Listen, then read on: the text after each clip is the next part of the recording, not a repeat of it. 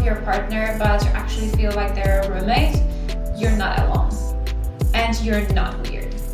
It's very normal to feel that way at some points in a long-term relationship. My name is Saskia Kalvinek and I'm a sex and couples coach. Here are some common misconceptions about what sex and couples therapy really is. Number one is that it's not for couples that do not have massive issues and they are not on the brink of divorce. It's for everyone. It's absolutely for anyone, and we should be having this education in our life even before we get into a relationship, because then you can apply this knowledge straight away. There are certain strategies to it. Number two is that it's all about sex and kink. No, it's not. Majority of exercises that I prescribe to couples, they're not sexual in nature. They are connectivity exercises, tantric exercises, so that you can feel your partner more just by interacting with them. And number three is that it's always the woman that initiates the contact. That's also not true. A lot of men want to have a deeper relationship with their partner and they cannot. But the truth is, a lot of the time it does come down to sexuality, which is just another type of a connection.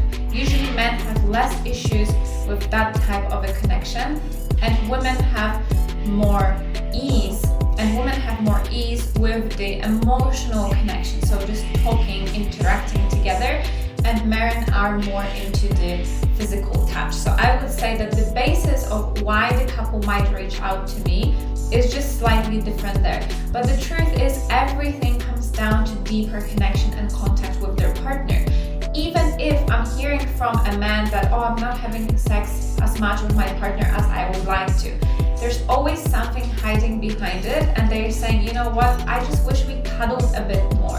It doesn't have to be sex. So what is actually going on during the couples sessions and sexual therapy sessions? There's a collaboration between me and the couple. So it's us three against the problem. We are not having fights in between the clients. We're having the connection between the clients and the plan towards increasing the likelihood that the couple will have a good connection together. There's no judgment. A lot of people are afraid that the therapist is just gonna judge them and let them know, you're doing this wrong and you're a bad person. That's not true. I'm trying to gently acknowledge what is happening, and yes, I might bring up your problematic behavior if I see one. And also I might ask the partner, but always will have a benefit of the doubt. The people in front of me will always have the benefit of the doubt. However, I also need to acknowledge when something is happening in the session, so I might bring that up. However, I always try to say it as gently and kindly as possible, because I really do not like to judge either of the partners, even if the behavior is really bad. Even if there is certain narcissistic traits, it's not the way to judge a person.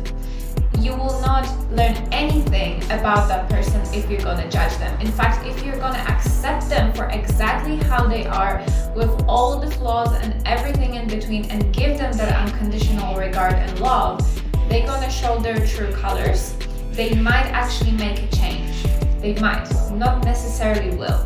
So this is how I go about changing the structure in the couple. We will go over communication techniques. We might also look into their intimacy patterns, what is the biggest problem, but also look at each and every facet of that relationship. Who is the couples therapy for? Who do I help? Very often I get long-term committed relationships where people just lost the spark. There's no excitement anymore because they see each other all the time and they are the only people that they are having sex with. So quite often the routine might come into this and just spoil the excitement. However, adjusting their routines is the way. It's not to destroy the routine, it's to adjust the routine and the way they are relating to one another. I might ask them to, for example, spend a little bit less time together. Another set of clients, polyamorous couples or open couples that want to explore being with other people and how to set up boundaries within the relationship, but also with the other person that they are inviting into the relationship. I also have people that are coming just because they want to start dating, they want to be in a relationship, or they are in a casual relationship and they want to navigate it in a way that their feelings are properly looked after. To find out more, you can check out my dating guide and the breakup guide in my bio. And how is my approach different than all other approaches? I do believe I'm pretty good in terms of credentials because I like to look at an issue holistically. A lot of therapists might give you one modality. I give plenty of different modalities. I like to understand everything from top to bottom, because if you're missing something, you're not giving that person the full gravity of what they could potentially have in their life. And that just comes with the balance in your life as well, because if you have it, then you can explore each and every facet. I have started with communication coaching. I think that's a great basis for the couples therapist to understand how to communicate their emotions properly, how to talk about the feelings without making the other person feel like they're in a spotlight. There are certain sentence structures, certain rules to follow within the relationships.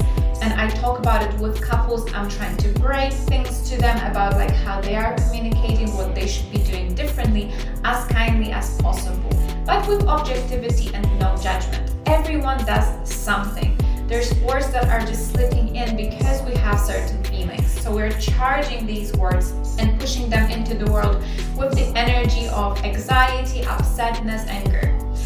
I'm teaching couples how not to do it. Another facet of my work is the intimacy coaching. So I'm also a sex educator. And often a marriage counselor will not have that, and they might send that couple to me because they're sorting out general problems, not sexuality problems. But there's usually a sexuality issue anyway, or some issue with intimacy, because it's a part of the connection, and how you are in one area of your life, that's how you are in all others. Everything bleeds into one another. So then I would explain intimacy exercises, and I would sprinkle tantra on top. So these sex exercises that I explain throughout the process, they will also be type of tantric exercises. I might explain what tantra is, about spirituality, how to perceive your partner as the god and goddess in the bedroom, and not only in your life, in your everyday life, how to treat each other with so much love as you would give to a god, that everyone is the same.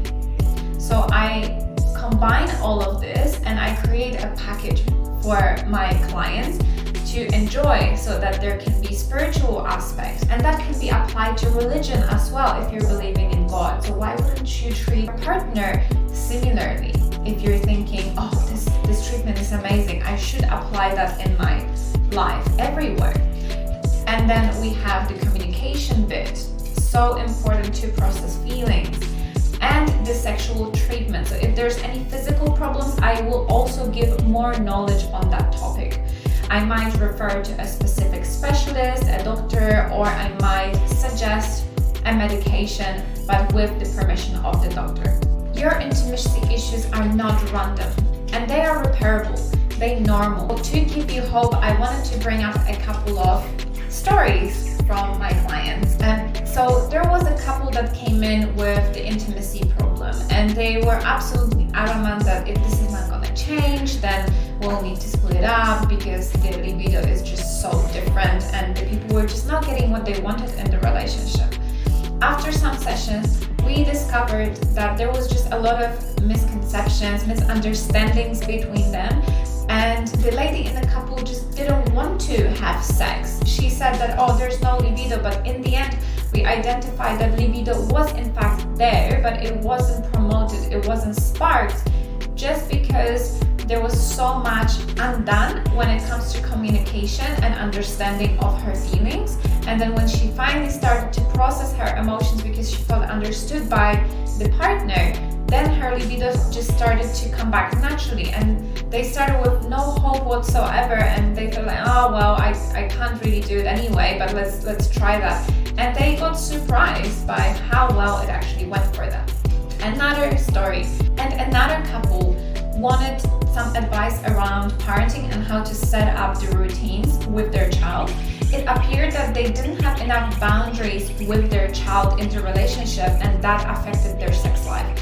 When they fixed the issue with raising the kid and not allowing the child to just come into their bedroom and making sure that the door is locked, that changed everything, and they again started having sex. Check out my website for all